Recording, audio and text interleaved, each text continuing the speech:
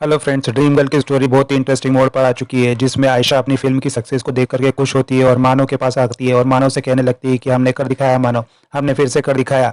मानव उससे दूर हट जाता है और कहने लगता है कि मुझसे दूर ही रहना आयशा, और ऐसा दिखाने की कोशिश मत करना कि सब कुछ नॉर्मल हो गया है, कुछ भी नॉर्मल नहीं हुआ है, और वहां से जाने लगता है। तभी आयशा उसका हाथ पकड़ लेती है और कहने लगती है, मानव सब कुछ नॉर्मल हो सकता है, अगर आप मुझे एक मौका दे तो सब कुछ नॉर्मल हो सकता है।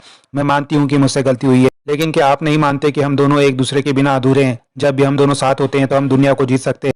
मानव भी गुस्से में कहता है कि तुम्हारे होते हुए किसी के हराने की जरूरत ही नहीं है। आशा कहती है, मैं आपसे माफी मांग रही हूँ ना, फिर भी आप मुझे इस तरह से शर्मिंदा क्यों कर रहे हैं? मानव कहता है, शर्मिंदा शर्मिंदा तो मैंने तुम्हें किया ही नहीं है। जब मैं तुम्हें देखता हूँ ना तो मुझे घिन आती है अपने आप पर। पता नहीं कितनी राती तुमने अभिमन्यु के साथ। आयशा कहने लगती है, इस मानव इस तरह की बातें मत कीजिए, अगर मुझे ये सब करना ही होता तो इतने सालों से मैं इंडस्ट्री में हूँ, क्या आपने कभी भी मेरे बारे में इस तरह की कोई बात सुनी? इंडस्ट्री में कोई लिंकअप या कोई अफेयर सुना? कि मुझे तो कभी भी आपको प्यार करने से फुर्सत ही नहीं मिली। अभिमन्यु के साथ जो कुछ भी हुआ ना, वो सिर्फ इसलिए क्योंकि मैं जेल नहीं जाना चाहती थी, और वो भी इसलिए कि मैं आपसे दूर नहीं रह सकती थी। जानती हूँ कि आप मुझसे खफा है, आपको वक्त लगेगा, लेकिन मैं आपसे वादा करती हूँ कि मैं सब कुछ पहले जैसा कर दूंगी। मानव पीछे हटते हुए कहने लगता है कि पहले जैसा कुछ भी नहीं हो सकता है आयशा, तुम्हें एक भी मौका नहीं मिलेगा। धोखा देना तुम्हारे लिए एक मामूली बात हो सकती है, लेकिन मेरे लिए नहीं। मैं एक धोखेबाज के साथ कभी भी नहीं रह सकता। आयशा कहने लगती है, क्या एक गलती की वजह से सब कुछ बदल गया? कल तक आप तो मुझसे कहते थे कि आयशा तुम्हारी जैसी कोई बीबी नहीं हो सकती, भाभी नहीं हो सकती, माँ नहीं हो सकती। आज वो सब बातें क्या कोई मायने नहीं रखती है? क्या एक दिन में आपका सारा प्यार मेरे लिए खत्म हो गया? आप मुझे नहीं चाहते, फिर मैं आपके लिए अट्रैक्टिव नहीं रही। मैं अच्छे से जानती हूँ कि अट्रैक्शन वगैरह शादी के कुछ सालों तक होती है, और उसके बाद में हस्बैंड और वाइफ को एक दूसरे की आदत हो जाती है, एक दूसरे के साथ की जरूरत हो जाती है। को पता है ना, जब हम दोनों साथ में होते हैं तो दुनिया कहती है कि हम दोनों इंडस्ट्री के मोस्ट पावरफुल कपल हैं, टॉप डायरेक्टर के साथ में टॉप की हीरोइन। में एक दूसरे से अलग नहीं हो सकते हैं। मानव मानव कहता है, तो इस हिसाब से तो नंदनी के फादर जो है इंडस्ट्री के सबसे बड़े डिस्ट्रीब्यूटर है, तो फिर क्या उसकी सारी गलतियां माफ हो जानी चाहिए? ऐसा नहीं होता है ऐसा। रिश्ते जो होते हैं ना, उनकी बुनियाद ईमानदारी और सच्चाई होती है। जहाँ पर ईमानदारी और सच्चाई ना हो तो उस रिश्ते का कोई वजूद नहीं होता है। आयशा भी कहने लगती है कि मानो आप मुझे नंदनी के साथ कैसे कंपेयर कर सकते हैं? वो मेरे सामने कुछ भी नहीं है। उसके साथ रह करके तो आपने अपने सारे सपने खो दिए थे, और मेरे साथ रह करके आपने अपने सारे सपनों को पाया है। आप मुझे उस नंदनी के साथ कंपेयर भी कैसे कर सकते हैं, सिर्फ इसलिए कि उसने 2 बच्चे पैदा कर दिए? को याद है कि हमारे बच्चे क्यों नहीं है? क्योंकि मुझे बच्चों की कभी भी कमी महसूस नहीं हुई, क्योंकि मैंने मीरा और मीठी को अपने बच्चों की तरह ही पाला। आपके होते हुए अपने आप को मैंने कभी भी अधूरा नहीं समझा। मुझे तो बस आपकी ही जरूरत है। मानव कहने लगता है, तुम्हें किसी की भी जरूरत नहीं है आयशा, तुम्हारे लिए तो कोई भी मैटर नहीं रखता है। हमारे लिए तो अगर कोई मैटर रखता है तो सिर्फ तुम सिर्फ तुमसे ही मोहब्बत कर सकती हो, किसी से मोहब्बत नहीं कर सकती। जरूरत है तो सिर्फ एक मानव सरीन के नाम की, इज्जत की, एक प्रोड्यूसर की। आयशा कहती है, सही नहीं है। असलियत तो ये है कि आप भी जानते हैं कि मैंने आपसे कितना प्यार किया है। एक बार अपनी आंखें बंद करके देखिए, आपको सिर्फ मैं ही नजर आऊंगी। उसके कहने पर मानव अपनी आंखें बंद करता है और आंखें खोल करके आयशा से कहने लगता है कि शायद तुम सही कह रही थी, शायद मैं ही गुस्से में तुमसे ज्यादा कह गई। याद है कि जब भी तुम्हारी फिल्म रिलीज होती है तो मैं तुम्हारे लिए तोहफा लेकर के आता हूँ, तो आज भी मैंने तुम्हारे लिए एक तोहफा रखा है। और अपनी टेबल की ड्रॉज खोल करके उसमें से कुछ पेपर निकाल करके आयशा को देता है। कहता है, ये है तुम्हारा तोहफा। आयशा भी वो पेपर देखने लगती है। मानव कहता है, ये है डाइवोर्स पेपर। डाइवोर्स पेपर देख करके आयशा चौंक जाती है और हैरान होकर के मानव की तरफ देखने लगती है। मानव कहता है, मैं तुम्हें सारे रिश्तों से आजाद करता हूँ। आज से तुम्हें किसी के साथ कुछ भी करने के लिए मुझसे छुपने की जरूरत नहीं है। अब तुम एक फ्री बर्ड हो। आयशा गुस्से में आकर के पेपर फेंक देती है और कहने लगती है कि आप ऐसा नहीं कर सकते, आप मुझे डिवोर्स नहीं दे सकते सिर्फ इसलिए कि मुझसे एक गलती हो गई। उसके लिए मैंने आपसे कितनी बार माफी मांगी, मुझे एक मौका नहीं दे सकते? मैंने अपनी रिलेशनशिप को कितने साल दिए हैं। मानव कहता है, पेपर पर तुम्हें साइन तो करना पड़ेगा आयशा। अगर तुमने पेपर पे साइन नहीं किए तो मजबूरन मुझे कोर्ट में जाना पड़ेगा, और फिर कोर्ट में तुम्हारी जिस तरह की बदनामी होगी ना, जरा सोचो, जब अभिमन्यु गवाही देगा तो तुम्हारे लिए बेटर यही है कि तुम पेपर पर साइन कर दो। आयशा कहती है कि ऐसा मत कीजिए, हमारा रिश्ता एक मौका डिजर्व करता है। मानव कहता है, कैसा रिश्ता? कौन सा रिश्ता? हमारे बीच में कोई रिश्ता नहीं है, सिर्फ एक नाम रह गया है आयशा सरीन, वो भी डिवोर्स के बाद खत्म हो जाएगा। आयशा कहने लगती है, एक साइन कर देने से रिश्ते नहीं टूट जाया करते हैं, मुझसे अलग होकर के तो आप भी खुश नहीं रह पाएंगे। मानव कहता है, तुम्हारे साथ रह करके ना खुश होने से अच्छा है कि तुमसे अलग होकर के ना खुश रहूं। मानव वहां से जाने लगता है। आयशा उसका हाथ पकड़ लेती है और कहने लगती है कि आपको पता है मानव, जब आपसे मेरी शादी हुई थी ना तो मुझे लगा था कि मुझे जिंदगी में सब कुछ मिल गया, लेकिन आज अगर आपकी खुशी इसी में है कि ये रिश्ता टूट जाए तो यही सही। और डिवोर्स पेपर उठा लेती है और कहती है कि आज तक सब कुछ मैंने आपकी खुशी को ध्यान में रख करके किया, और आज आपकी खुशी इसी में है तो ये भी मैं साइन कर दूंगी, लेकिन आज नहीं। आज शाम को ऑफिस में मैंने हमारी फिल्म की सक्सेस पार्टी रखी है, उस पार्टी के बाद मैं ये पेपर साइन कर दूंगी। क्या आप मेरे इतने सालों के बदले आप मुझे एक शाम नहीं देंगे? मानव कहता है, मैंने किसी से सुना था कि आयशा सरीन के साथ एक शाम गुजारना बहुत महंगा पड़ता है, और वहां से चला जाता है। आयशा भी अपने आंसुओं को पोंछने लगती है। उसके बाद में शाम को मानव समर के साथ में नवरंग स्टूडियो पहुंच जाता है और अंदर जाने से हिचकिचा रहा होता है।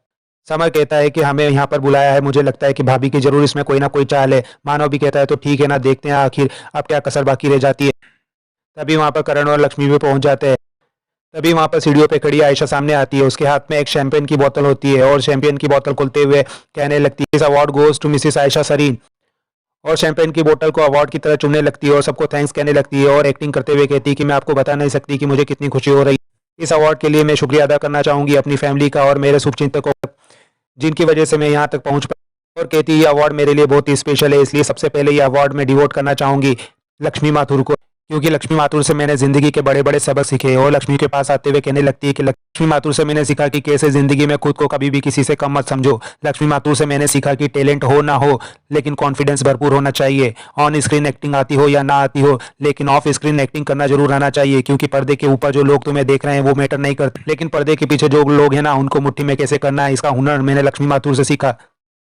और सबसे इंपॉर्टेंट बात जो मैंने लक्ष्मी माथुर से सीखी वो ये है कि कभी भी अपने दुश्मनों को कमजोर मत समझो। और कहने लगती है कि पहली बार जब मैंने इस लड़की को देखा था ना तो मुझे एक मामूली सी लड़की लगी थी, मुझे लगा था कि इंडस्ट्री में आई है अपने 2-4 साल खराब करेगी और चली जाएगी, लेकिन मेरा तो इस लड़की पर ध्यान भी नहीं गया, लेकिन नजर पड़ी तो मेरे प्यारे पति मानव शरीन की, और उन्हें एक ही दिन में लग गया कि ये लक्ष्मी माथुर हीरोइन बन सकती है। और हीरोइन ही क्या, ये तो ड्रीम गर्ल भी बनेगी। लक्ष्मी माथुर अभी अभी तो तुम जोधपुर से आई थी, तुमने तो दामन संभाला भी नहीं था और तुम्हारे सर पर ताज आ गया। कितना ईजी रहा ना तुम्हारे लिए, बधाई हो तुम्हें तुम्हारे किस्मत की, तुम पर इतनी आसानी से मेहरबान हो गई। तुम्हें बताऊं किस पर किस्मत आसानी से मेहरबान नहीं हुई, आयशा सरीन पर। और कहती है सुपरस्टार बनने के लिए मैंने क्या कुछ नहीं किया है, भूख मजबूरी को छुपा करके एक प्रोडक्शन हाउस से दूसरे प्रोडक्शन हाउस लंबी लंबी लाइनों में खड़ी रही, सोचती रही कभी तो किसी डायरेक्टर की नजर पड़ेगी मेरे हुनर पर।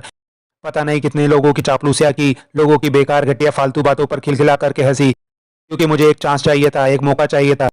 और लक्ष्मी के पास आकर के कहने लगती है, लक्ष्मी तुम्हें तो कभी भी ये सब कुछ भी नहीं करना पड़ा, कभी भी किसी ने तुम्हें गलत तरीके से हाथ लगाने की कोशिश नहीं की, गलत तरीके से इशारे नहीं किए, कभी भी तुम्हें यह महसूस नहीं कराया कि तुम शायद एक इंसान ही नहीं हो, तुम तो अय्यासी का सामान हो। कभी किसी भद्दे बदसूरत इंसान की लाल नहीं टपकी तुम पर, वो क्या कहते हैं ना कॉम्प्रोमाइज, कभी तुम्हें कॉम्प्रोमाइज नहीं करना पड़ा। तुम तो जोधपुर से गाड़ी में बैठ करके आई और तुम्हें यहाँ पर रिसीव करने के लिए खड़े थे टॉप के डायरेक्टर मानव सरीन हीरोइन बनाने के लिए, और उसके बाद तुमने उनके छोटे भाई मिस्टर समर सरीन को अपने प्यार में फंसा लिया। तुम्हारी लाइफ तो सेट हो गई।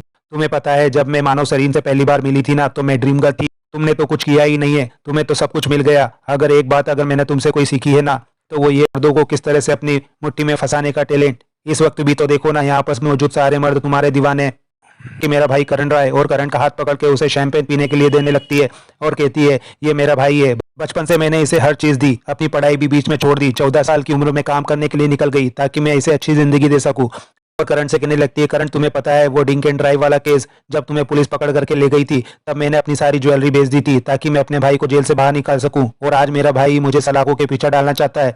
करण से कहने लगती है, तुम्हें याद है कोलकाता में बगीचे में एक बेल हुआ करती थी जिसे हम बार बार जाकर के काट दिया करते थे, बाबा कहते थे कि ये बेल अगर किसी पेड़ का सहारा लेकर के बढ़ी तो उस पेड़ को खत्म कर देगी। आज तुम्हें देख करके मुझे वही बेल याद आ गई, तुम भी उसी जंगली बेल की तरह हो जिसे मुझे काट करके फेंक देना चाहिए था। सबसे कहने लगती है कि यहाँ पर किसने मेरे लिए क्या किया है, खुद के लिए भी जो कुछ किया है वो सब कुछ खैरात में मिला है। और कहने लगती है कि ये खैरात में मिली कामयाबी की बात की जाए तो समर को कैसे भूल सकते हैं, और तुम तो वो बच्चे हो जो सोने का चम्मच अपने मुंह में लेकर के पैदा हुए। तुम्हें क्या लगता है कि 6 महीने गरीबी में काट करके तुमने अपने करियर के लिए बहुत मेहनत कर ली, और वो 6 महीने जिसमें तुम्हें पता था कि तुम कभी भी अपनी गरीबी वाली जिंदगी छोड़ करके वापस अपनी पुरानी जिंदगी में आ सकते हो, विदेशों में पढ़ाई की, हमेशा लंबी गाड़ियों में घूमे, सुपर लाइफ स्टाइल में जिए, और जब पढ़ाई करके इंडिया वापस लौटे तो टॉप प्रोडक्शन हाउस तुम्हें टॉप फिल्म में लॉन्च करने के लिए रेडी था, तो तुमने अपने करियर के लिए मेहनत कहाँ की। तुम्हें तो पता है 3 मिनट के रोल के लिए मैंने 3 साल तक एड़िया रगड़ी, और उस 3 मिनट के रोल के लिए मैंने इतनी मेहनत करी कि कोई भी मुझे उस 3 मिनट के रोल में 1 सेकंड के लिए भी इग्नोर ना कर पाए, और तुम तो एक लड़की के चक्कर में आकर के अपना करियर छोड़ करके जाने को तैयार हो गए थे। यही होता है जब खैरात में सामान मिलता है तो इसकी कोई कदर नहीं होती है, और उसे पकड़ करके लक्ष्मी के पास खड़ा कर देती है और कहती है मानव बिल्कुल सही है, ये तो परफेक्ट जोड़ी है, दोनों ही किस्मत का खा रहे हैं। और कहने लगती है यहाँ पर सब निकम्मों की फौज है और मुझे चैलेंज करते हैं। और एपिसोड यहीं खत्म होता है। आगे की अपडेट के लिए चैनल के साथ जुड़े रहें और चैनल को सब्सक्राइब और लाइक करना ना भूलें। थैंक्स।